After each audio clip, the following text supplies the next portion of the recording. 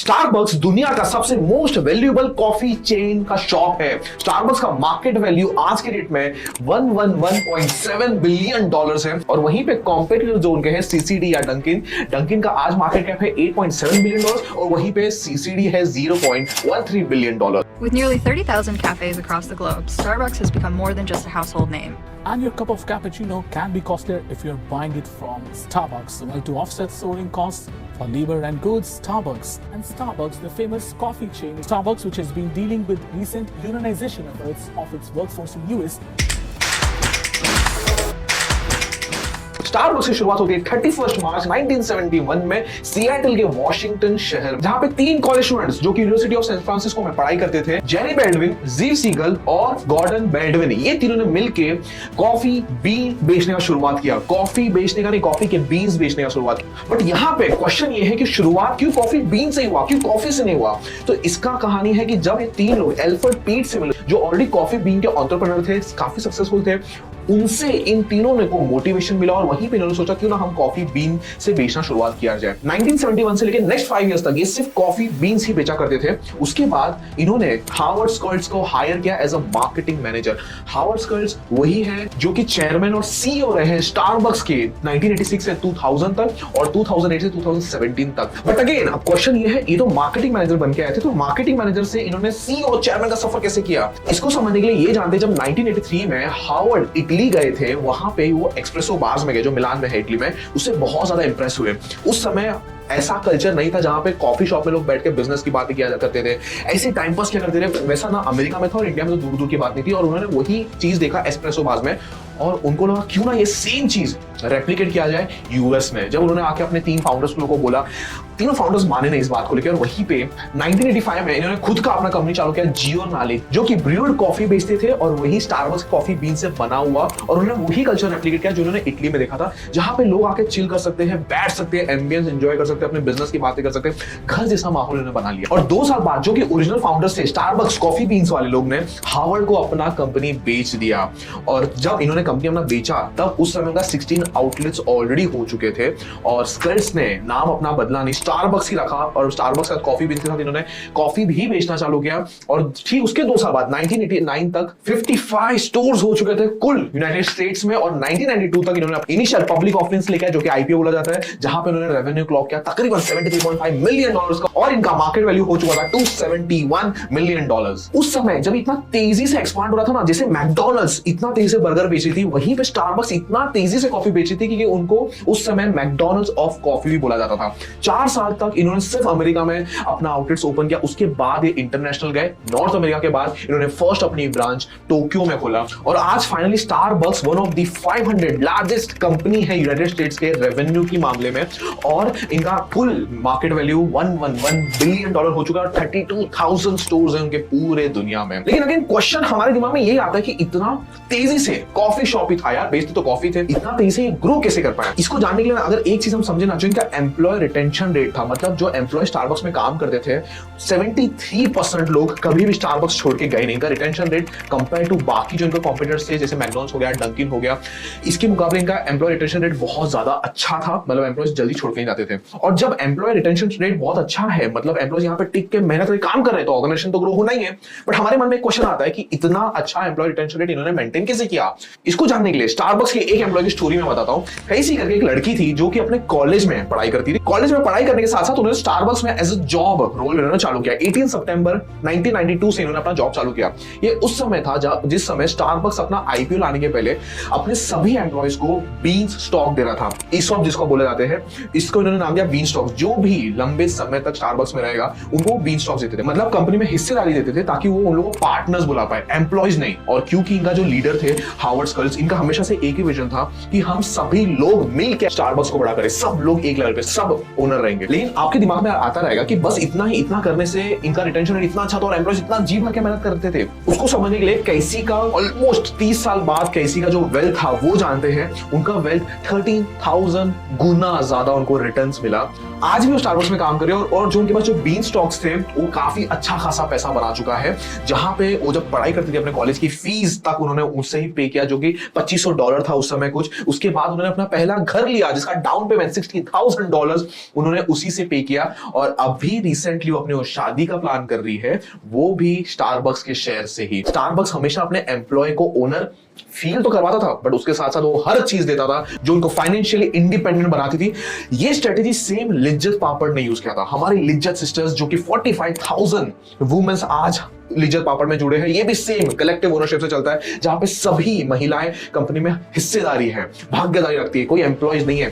45,000 परिवार लिज्जत पापड़ संभाल रहा है, जो स्टारबक्स ने यूज किया था। और वही स्ट्रेटेजी लिज्जत पापड़ के जसवंती बेन जो कि फाउंडर उनकी थी, उन्होंने भी यूज किया था। आप एज अ स्टार्टअप फाउंडर या बिजनेसमैन ये स्ट्रेटेजी को कैसे यूज कर सकते हो, वो एक दो बार वापस से ये स्ट्रेटेजी घुमा फिरा के देखना, लिख लेना कुछ ना कुछ नोट्स बना के, ताकि आप जब अपने बिजनेस में इसको इंप्लीमेंट करो तो आपको भी वही रिजल्ट मिले। वापस से चलते स्टारबक्स की स्ट्रेटेजी पे, तो स्टारबक्स ने सबसे पहले तो अपना रिटेंशन रेट बहुत अच्छा करके रखा था। उसके बाद ये दिमाग में हमारे आता है कि इतना तेजी से इन्होंने स्केल कैसे किया, बेचते तो वापस से वही दिमाग में आ रहा है, कॉफी है, कॉफी कैसे इतना जल्दी स्केल कर पाते। वो है टर्माइट स्ट्रेटेजी, दीमक स्ट्रेटेजी। दीमक हम कभी देखते तो हम क्या ऊपर से खाली दवाई मारते, और जैसे दवाई मारते तब तक चला जाता है, फिर वापस से दीमक आ जाता है। वैसे ही रूट्स स्ट्रॉन्ग रहता है, दीमक ऐसे दीमक जाता नहीं है। और वैसे ही स्टारबक्स ने भी वही किया। स्टारबक्स कोई भी सिटी में जाता है ना, तो सबसे पहले वहां पे एक हब मॉडल बना देता है अपना। हब मॉडल क्या होता है, एग्जांपल समझते हैं, अगर उसको मुंबई में आना है, मुंबई में उसको अपना सेंटर खोले, तो मुंबई में सबसे पहले ना एक सेंट्रलाइज्ड हब अपना खोलेगा, जहां उसका इन्वेंट्री मैनेजमेंट कम ऑफिस मैनेजमेंट होगा। तो इससे क्या होगा, सबसे पहले वहां पे इन्वेंट्री का सपोर्ट डालेगा, सेकंड मैन पावर का सपोर्ट डालेगा, थर्ड सारा सिस्टम समझेगा मुंबई में बैठे बैठे, और उसके बाद एक दो स्टोर्स वो शुरुआत करेगा। स्टारबक्स फ्रेंचाइजी मॉडल में बहुत कम चलता है, वो ओनरशिप मॉडल पे, मतलब मैक्सिमम स्टोर स्टारबक्स से खुद ओन्ड होते हैं। फ्रेंचाइजी भी देता है बट वो मैक्सिमम ओन रखता है, और ये हब मॉडल को बहुत ज्यादा हेल्प करता है वो स्टोर उनके पास रखने के लिए। और जो ये हब खोलते हैं ना, फॉर एग्जांपल मुंबई में जो हब खोला है ना, वो उसको इस तरीके से रेडी करते हैं ताकि वो 20 स्टोर्स को मैनेज कर पाए उसी पर्टिकुलर हब के अंदर। इसको हब एंड स्पोक्स मॉडल भी बोल सकते हैं, जहां पे बेस्ट बेनिफिट है कि कभी भी डिमांड बहुत ज्यादा आ जाए, डिमांड बहुत कम आए, क्या हो रहा है डेटा के अनुसार डिसीजन ले पाते हैं। डिमांड कभी ज्यादा तो इन्वेंट्री का कोई प्रॉब्लम नहीं होता है कोई भी स्टारबक्स के स्टोर में, बिकॉज हब से सप्लाई हो जाता है। इस तरीके से बहुत तेजी से स्केल कर पाते हैं कोई भी सिटी में जब घुसते हैं। तो इस तरीके से टर्माइट मतलब एकदम रूट से जाके कोई भी सिटी में घुसते हैं। और आज इनका 32,000 स्टोर्स जैसे मैंने बताया ऑलरेडी इन्होंने ओपन कर चुके हैं, और ऑन एन एवरेज 2 स्टोर ये हर सिटी में ओपन कर रहे हैं आज भी, यही स्ट्रेटेजी से। और बेस्ट पार्ट है कि जो उनका मार्केटिंग एक्सपेंस है ना, वो पूरे रेवेन्यू का सिर्फ 1% है, और वहीं पे जो उनका कॉम्पिटिटर्स है जैसे मैकडॉनल्ड्स है, डंकिन हो गए, वो 20% मार्केटिंग में खर्चा करती है अपने रेवेन्यू का। और स्टारबक्स ना अपने आप को मार्केट करती है ना, वो one of the best coffee making है दुनिया में, बहुत सारी कंपनी कॉफी बनाती है और उनसे अच्छा भी बनाती है, और प्लस उनसे सस्ती भी रहती है। बहुत सारे कॉफी शॉप्स, इवन मैकडॉनल्ड्स देख लो, डंकिन ले लो, कोस्टा ले लो, ये सब बहुत सस्ती रहती है। बट फिर भी स्टारबक्स ने ऐसा क्या किया है, तो स्टारबक्स खुद बोलते हैं, जो उनके चेयरमैन है हावर्ड, खुद बोलते हैं हम one of the best coffees नहीं बनाते। हमारा विजन बड़ा सिंपल है कि लोगों को घर जैसी कंफर्ट मिले, यहाँ पे लोग आके बात कर पाए, लोगों से बैठ पाए, यहाँ पे फ्रीली बैठ पाए, और यहाँ पे पर्सनलाइज्ड ड्रिंक्स बना पाए, अपने बिजनेस मीटिंग्स ले पाए, अगर या फिर अगर कोई कपल है तो वो यहाँ पे आके शांति में बैठ पाए। स्टारबक्स कॉफी बनाने के अलावा ना और एक स्टेप आगे जाता है। हम क्या देखते हैं, हम क्या सुनते हैं, और हम क्या सूंघते हैं, स्मेल क्या करते हैं, वो तीनों पे कंट्रोल रखता है। कभी भी आप कोई स्टारबक्स के कैफे में चले जाओ, आउटलेट में, वो बढ़िया इंस्ट्रूमेंटल सॉन्ग पीछे प्ले करते रहेगा, वो बहुत कंट्रोल करता है वो चीज को। दूसरा, उनका एम्बियंस तो one of the best ambience रखते हैं। उनके जो भी आउटलेट्स रहते हैं हमेशा लैविश जगह पे रहते हैं, एक्सपेंसिव स्टोर्स उन लोग सेलेक्ट करते हैं, रेंट भरपूर पे करते हैं। थर्ड, उनकी जो इंटीरियर कॉस्ट होता है वो भी बहुत सुपर हाई रहता है, तो इसलिए जो उनका एम्बियंस रहता है बड़ा ही कंफर्ट रहता है। Third, smell, one of the most important aspect of Starbucks, coffee का स्मेल रेगुलर आता रहेगा। कॉफी के अलावा पेस्ट्रीज हो गया, पिज्जाज हो गया, काफी ऐसी चीजें भी वो बेचते हैं अपने स्टारबक्स के स्टोर में। तो क्वेश्चन दिमाग में हमेशा ये आता रहेगा कि स्टारबक्स का रेवेन्यू कितना कौन से प्रोडक्ट से आता रहेगा। तो स्टारबक्स का जो ओवरऑल रेवेन्यू है, सबसे ज्यादा रेवेन्यू आता है 60% ओके कॉफी से, उनका बेवरेजेस सेल करके, स्पेशली कॉफी के लिए। उसके बाद सेकंड नंबर पे है फूड, 18% उनका जो रेवेन्यू जनरेट होता है वो है फूड आइटम्स, जैसे पेस्ट्रीज हो गया, पिज्जाज हो गए, ये सब छोटे छोटे चीजें भी वो बेचते हैं। थर्ड, उनकी जो पैकेज और सिंगल सर्व कॉफी टीन्स है, वो पैकेज गुड्स भी बेचते हैं ना, जो उनका नियरली 8% रेवेन्यू जनरेट करता है इस सेगमेंट से। और बाकी का जो उनका अदर है 14% रेवेन्यू आता है रॉयल्टी और लाइसेंसिंग फीस से, मतलब वो कुछ चीजें उन्होंने फ्रेंचाइजीज भी कर रखी है जहां से उनको रॉयल्टीज आती है। वो अपना इंग्रेडिएंट्स भी बेचते हैं, जो वो इंग्रेडिएंट्स बेचते हैं और रेडी टू ड्रिंक बेवरेजेस जो बेचते हैं, पैकेट फूड्स, उससे उनका 14% रेवेन्यू आता है। तो इस तरीके से ये कोई एक प्रोडक्ट पे निर्भर नहीं रहते, भले उनका 60% कॉफी से आता है, बट इन्होंने भी अपना रेवेन्यू डाइवर्सिफाई करके रखा है। क्या आप अपने बिजनेस में ऐसा कुछ कर सकते हो कि एक प्रोडक्ट पे आप डिपेंडेंट ना रहो, 5-6 प्रोडक्ट्स आपके रेवेन्यू में कंट्रीब्यूट करते रहे, जो आपके लिए थोड़ा कैश फ्लो इजी बना सकता है। अब नेक्स्ट स्टेप में मैं ये चीज बता रहा हूं कि स्टारबक्स का पूरा बिजनेस मॉडल सिर्फ 30 सेकंड्स में अभी आप समझने वाले हो।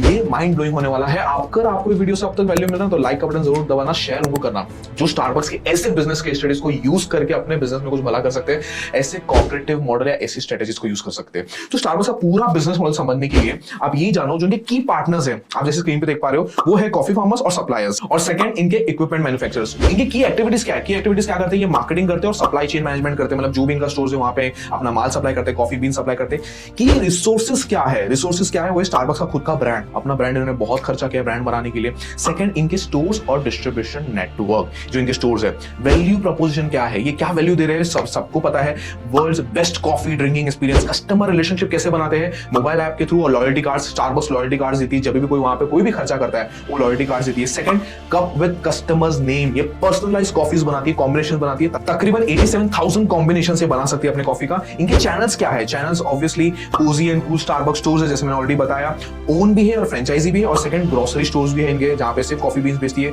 कस्टमर सेगमेंट क्या है? मास मार्केट, मतलब ये सभी लोगों को टारगेट करते हैं जो बेसिकली बिजनेस ओनर्स है या जो कपल्स है, रिलेशनशिप्स में है, जो आके यहाँ पे कोजी कंफर्ट में बैठना चाहते हैं। इनका कॉस्ट स्ट्रक्चर क्या है बात किया जाए तो मार्केटिंग, स्टोर्स और सप्लायर्स, यही इनका कॉस्ट जहां पे इनका लगता है। Revenue streams obviously sales of foods and beverages, जहां पे सेल्स करते हैं, और एडिशनल रेवेन्यू का स्ट्रीम कहां से आता है? फ्रेंचाइजी फीस लेते हैं और लाइसेंसिंग फीस ये चार्ज करते हैं। तो जैसे आपने देखा पूरा बिजनेस मॉडल स्टारबक्स एकदम क्रिस्टल क्लियर है। क्या ऐसा कुछ बिजनेस मॉडल आप अपने लिए भी बना सकते हो जिसमें आपको क्लैरिटी है कि आपका रेवेन्यू स्ट्रीम क्या है, आपका कॉस्ट स्ट्रक्चर क्या है, आपके की रिसोर्सेज क्या है, आपके वैल्यू प्रपोजिशंस क्या है। तो इससे आपको खुद को क्लैरिटी मिलता है कि हम एज अ बिजनेस कस्टमर के लाइफ में क्या इंपैक्ट कर रहे हैं। इतना ही समझ के अगर स्टारबक्स के थ्रेट्स को भी समझना कि स्टारबक्स को किससे डरना चाहिए, तो सबसे पहले स्टारबक्स की कंपटीशन। स्टारबक्स की जो लीडिंग कंपटीशन है, जैसे कि मैकडॉनल्ड्स हो गए, डंकिन डोनट्स हो गए, ये सब मल्टीनेशनल कंपनीज हैं। बिसाइड वो उससे काफी सस्ता और अच्छे टेस्ट का कॉफी बेचती है। उसके अलावा ये रेप्लिकेबल है, ये बिजनेस बड़ी इजीली रेप्लिकेट हो सकती है, कॉपी हो सकती है, कोई बड़ी बात नहीं अपना खुद का कॉफी शॉप खोलना। तो ये रेप्लिकेबल भी है। और थर्ड कॉफी बीन्स, जो इनका कॉफी बीन्स है ना अरेबिका, जो one of the most produced coffee beans है, वो कोविड-19 के पेंडेमिक के बाद उसका प्राइस बहुत तेजी से बढ़ गया है, जिसका इनको भी कॉफी में बहुत बड़ा इंपैक्ट है। इनको भी अपना कॉफी का प्राइस बढ़ाना पड़ा है। तो as a businessman, as a startup founder, अगर अपना खुद का कॉफी चेन शॉप या क्विक सर्विस रेस्टोरेंट खोलना चाहते हो तो इन बिजनेस स्ट्रेटेजीज को आप इंप्लीमेंट कर सकते हो। तो वीडियो को एक दो बार वापस घुमा फिरा के देखना, नोट्स आप बना लेना जरूर कि आप इस वीडियो से क्या लर्निंग्स लेके जा सकते हो।